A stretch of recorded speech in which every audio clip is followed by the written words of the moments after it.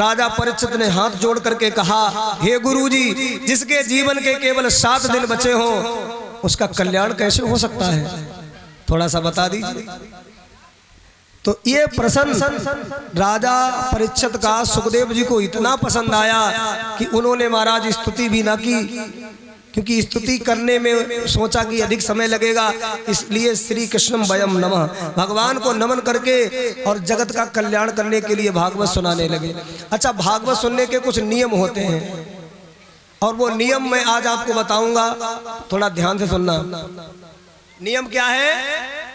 भागवत सुनने के नियम है, पहला, जितासनो जित संगो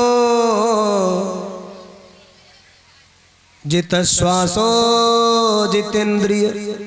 पहले तो एक आसन लगा करके कथा सुननी चाहिए। कथा में बार बार आसन नहीं बदलना चाहिए। बार बार आसन बदलोगे दिमाग जरूर भटकेगा, दिमाग जरूर भटकेगा और फिर कथा समझ में नहीं आएगी। बहुत से लोग आते हैं कथा में, हैं कहो ऐसे बैठेंगे, ऐसे बैठेंगे, को पैर सामने कर लेंगे, ब्यास कर देख लो, पंडित जी देख लो हमारे पास, हैं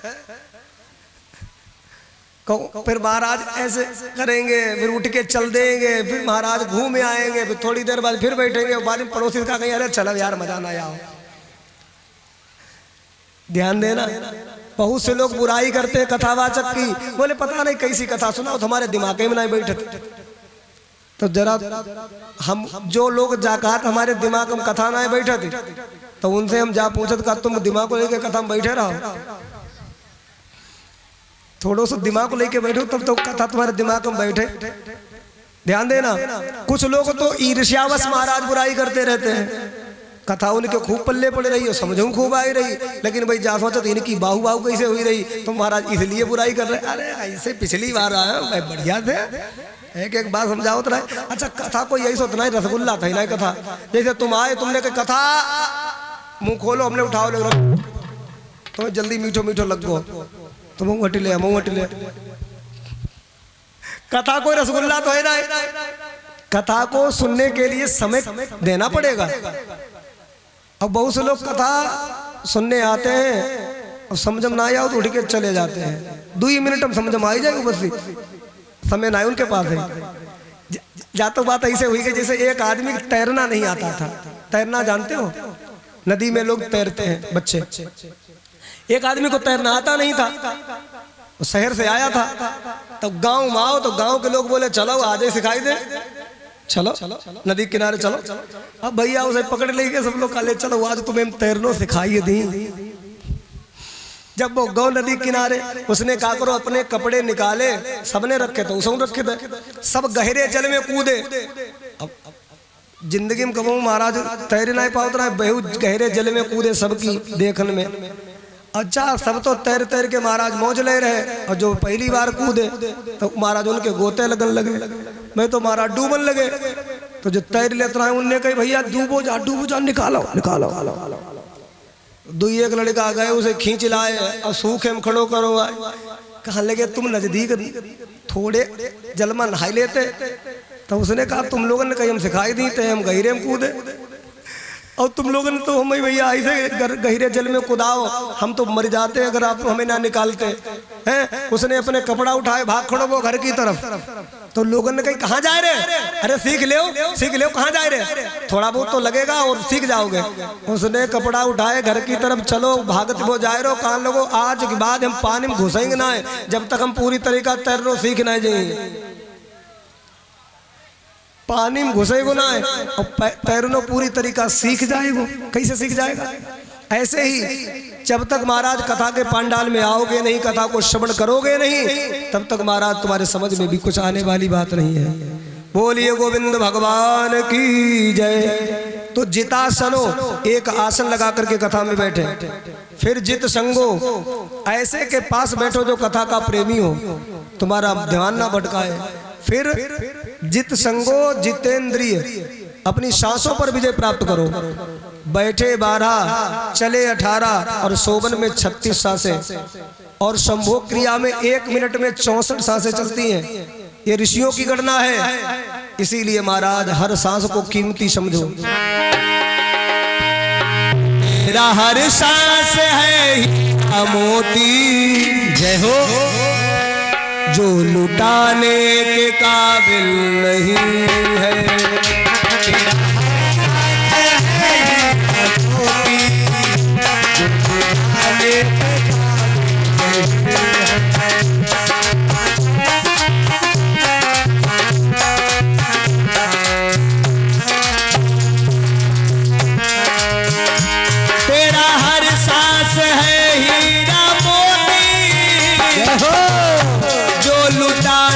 के काबिल नहीं है, बड़ी मुश्किल से मन तन मिला है, बड़ी मुश्किल से ये तन मिला है, जो गंवाने के काबिल नहीं है। तेरा हर श्वास है ही मोती, छुपाने के काबिल नहीं है।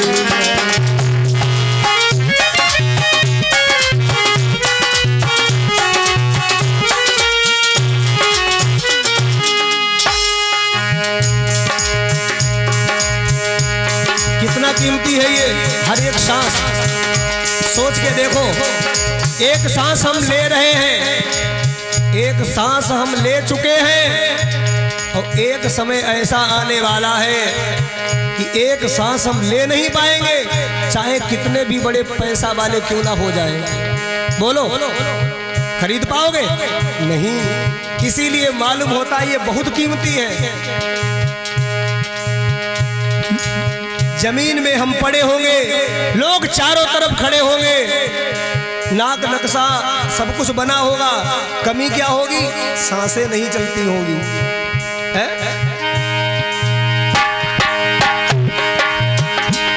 इसीलिए हर सांसों को कीमती समझ करके भगवान का गुणगान करना चाहिए।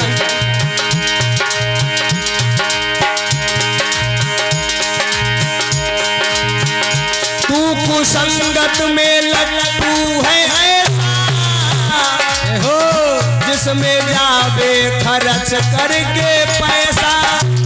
रूप संगत में लट्टू है ऐसा, जिसमें जावे खर्च करके पैसा। बिना मोली के मिलता जो सत्संग हो, बिना मोली मिलता जो सत्संग, उसमें जाने के काबिल नहीं है। बिना मोले के मिलता जो सत्संग, उसमें जाने के काबिल।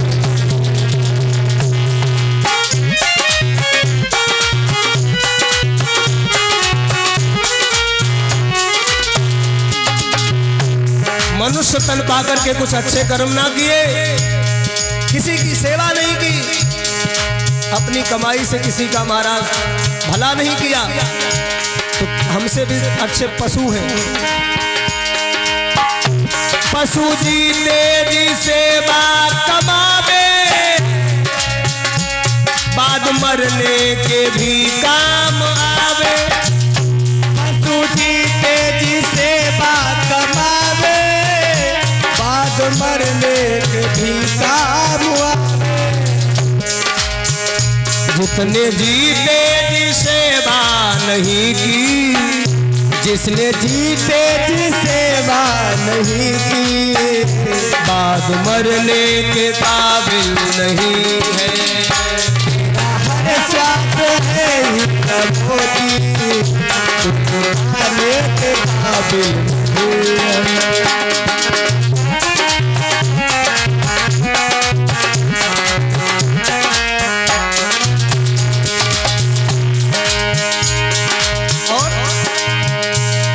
संसार बहुत स्वार्थी है, इसके चक्कर में पड़ करके तुम अपना आत्म कल्याण मत भूल जाना।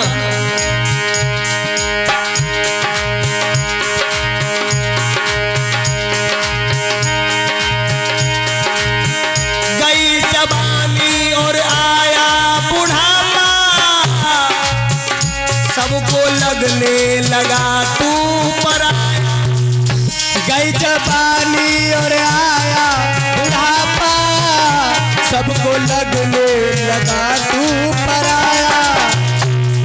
जब जवानी थी खूब धन कमाते थे तो बच्चे इंतजार करते रहते थे पापा कब आएंगे। पत्नी बार बार फोन लगाती है कहाँ है वो, खाना मिलो, खाना बनाए। ठीक ठाक है सब लोग, कैसो माहौल है? हाँ बढ़िया है। मम्मी भी पूछे, पिता भी पूछे, पत्नी भी पूछे, बच्चे भी पूछते हैं। जब पैसा कमा कमा करके दो और जब बेई बच्चे बड़े हो जाते, अपने आप बूढ़े हो जाते, तो सबसे ज्यादा पापा ही सिर दर्द हो जाता है। गई जवानी और आया बुढ़ापा, सबको लगने लगा तू पराया। बीबी बच्चे कहे मर जा बूढ़े, बीबी बच्चे कहे मर जा बूढ़े, बेटा बहुवर कहे मर जा बूढ़े, अब कमाने के लायक नहीं, हर स्वार्थ है ही न होती, जो खाने के काबिल।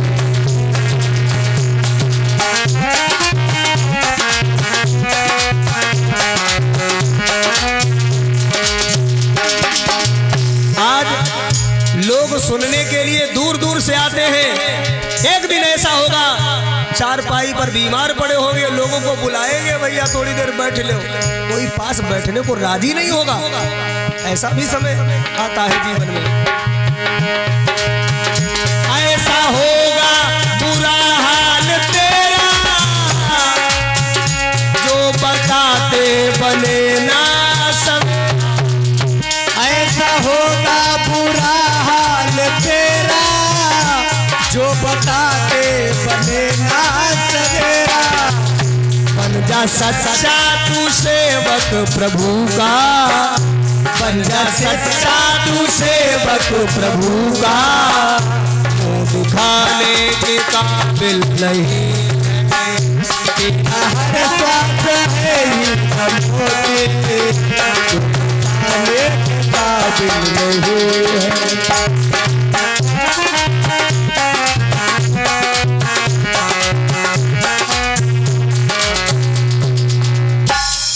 कथा भागवत सत्संग जहां भी हो, एक घड़ी आधी घड़ी, आधी से पुनियाधी, और कबीरा संगति साधु की हरे कोटि अपराध।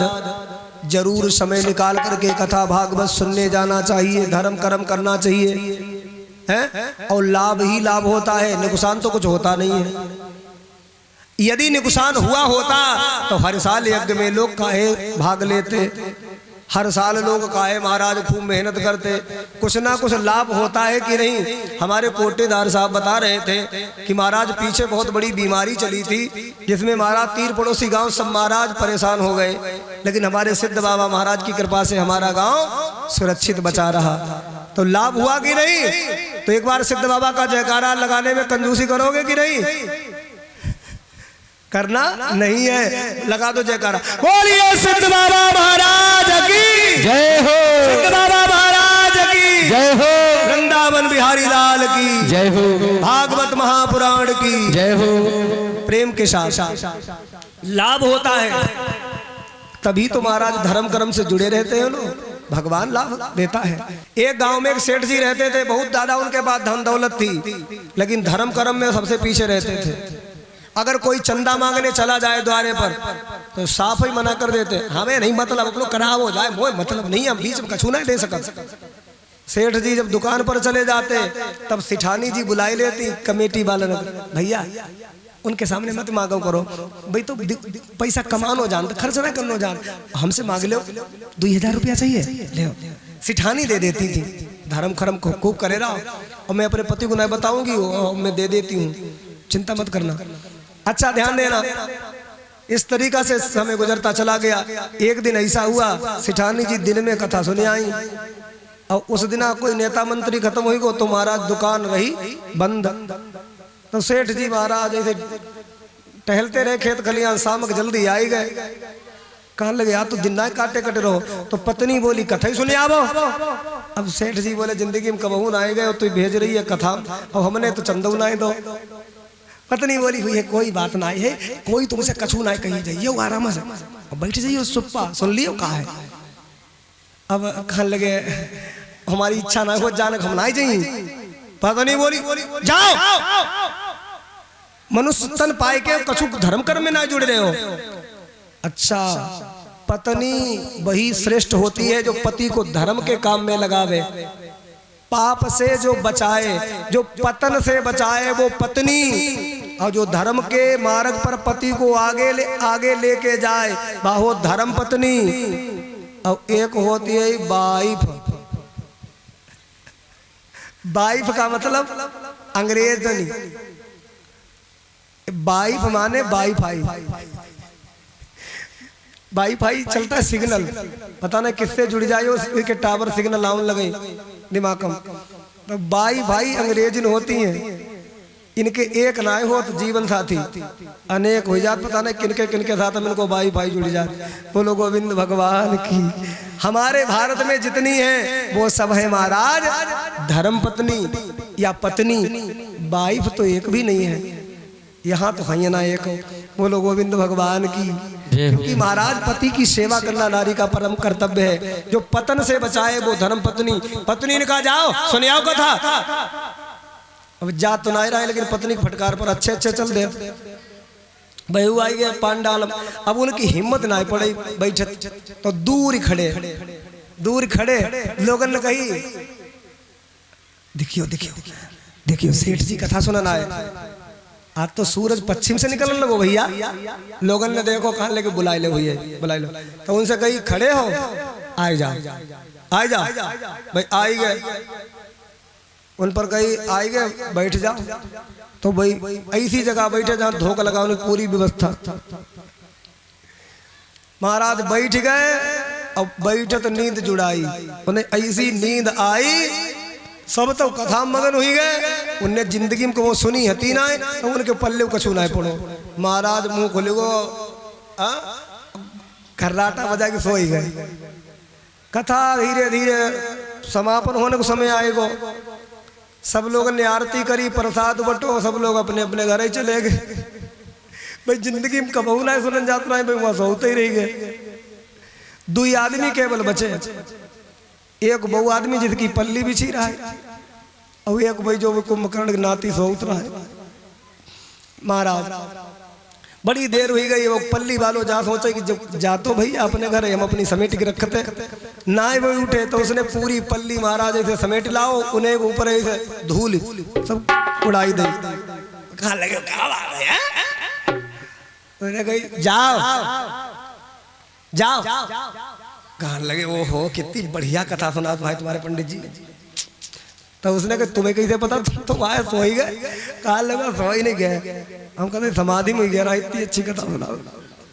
और घर में हम 2 गोली नींद खाता हूँ मैं, नींद ना आया। और यहाँ आए तुरंत ही बैठे, तुरंत ही बहुत बढ़िया नींद आई। इसे मतलब कथा बढ़िया सुनाओ।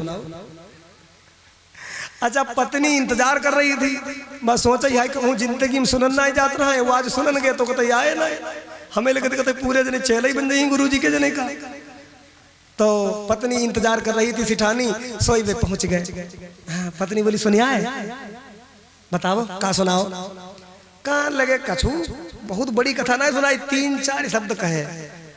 हम खड़े रहे तो हमसे कहीं आई जाओ, और बाद में कहीं बैठ जाओ, उसके बाद लास्ट में जाकर ही जाओ अपने घर। ये 3 शब्द सुनाए। पत्नी सोची आई भगवान इनने कथा ना सुनी, इनने कुछ और ही सुन लो। तो पत्नी जाके ये 3 शब्द ना आए जाए, 3 शब्द ना आए जाए गुरु जी के मंत्र हैं, इन्हें ध्यान रखियो। पत्नी तो कही के कर बटले के पत्नी गई सोई। तो सेठ जी मन ही मन में सोचे 3 शब्द जी ध्यान रखें। आई जाओ, बैठ जाओ, चले जाओ, आए जाओ, बैठ जाओ, चले जाओ। लाइट बताई दे कमरा का, लेकिन उन्हें नींद ना आवे क्योंकि कथा में सोए के आए रहे। भाई ये 3 शब्द भाई कैसे कहा, आए जाओ, बैठ जाओ, चले जाओ। भैया आधी रात हुई गई, लगभग 1:30 बजे को रात को समय। उनके घर में किसी चोर सेंध काटी और जैसे हुई ने महाराज पाई डारे और घुसो मकान के अंदर, तैसे ही भाई तो महाराज जय चीजें रटत रहा है। उनने कही आए जाओ, चोर आई तो गाओ, लेकिन चुप्पा कोने में खड़ो। वो मन में सोच ही जैता वो जगत है। थोड़ी देर के बाद सेठ जी ने कही बैठ जाओ। चोर चुप्पा ही बैठ गो। चोरन सोची आए जै तो हमें देखत भी है। और जैसे ही महाराज वो चोर सेंध की तरफ फेरी पड़ो निकलता है, तो उनने कही जाए रे जाओ। चोर ने जा सोची अब तो उदय सवेरे बड़ी बदनामी करेंगे, इन्हें पहचाने लो। चोर लौट आओ, सेठ जी के पाए पकड़ ले, दादा पहली बार आए, हमें क्षमा कर दे, हमारी कोई गलती नहीं, धोखा हुई गो आप घर। तो उनने के तुम कौन हो? का भगवान हो का? क्योंकि हमारी पत्नी ने कह रहे गुरु जी के दे मंत्र ही नहीं जपियो हम जपत ही का भगवान इतनी जल्दी प्रसन्न हो जात का। उसने कही भगवान ना है, हम चोर है। तो उन्हें कहा तुम हमारे घरे क्या करना है? अरे उन्हें कहा न्यूता ना खाना है, सेंध काटी है। सोई सेठ पकड़ने को भाई वो चोर तो भाग गो। चोर भगो। सोई सेठ जी ने लाइट जलाई अपनी धर्म पत्नी की जगह हुए, देख सेंध कटी है। अब भाई अगर भाई 3 मंत्र ना बोलते तो चोर पकड़ बनाए तो। सेठ जी ने कही कौन सा मंत्र? अरे तो कही रहा है जपियो करो, आई जाओ बैठ जाओ चले जाओ। जब ये 3 मंत्र हम जपत रहे वो आई गो बैठ गो और चलो गो। सिटान इन कही हाय भगवान इतनी बड़ी डकैती पटन से आज बच गई। सेठ जी जब कथा को फल है, अब का करियो जीवन में कथा में चंदा दियो करो कि ना है? सेठ जी बोले सबसे पहले हमें सम्मिलित हुई करो, और जहां भी होगी कथा भागवत सत्संग हम भी जाएंगे, तुमको भी सुनाने ले जाया करेंगे। क्योंकि आज घर से कितनी बड़ी दौलत की चोरी होने से बच गए हम सभी। अच्छा कथा गए थे सुनने, झूठे थे 3 शब्द सुन के आए, तो इतनी बड़ी महाराज डकैती से वो बच गए। यदि तुम सच्चे महाराज कथा के श्रोता हो और अच्छी बात सीख ले तो तुम्हारे अंदर भी 5 चोर बैठे, काम क्रोध लोभ मोह अहंकार, ये तुम्हें सताएंगे नहीं और तुम परमात्मा के भक्त बन करके महाराज हर प्रभु की भक्ति की मंजिल को पा सकते हो। बोलिए गोविंद भगवान की जय, शेरा वाली मैया की जय।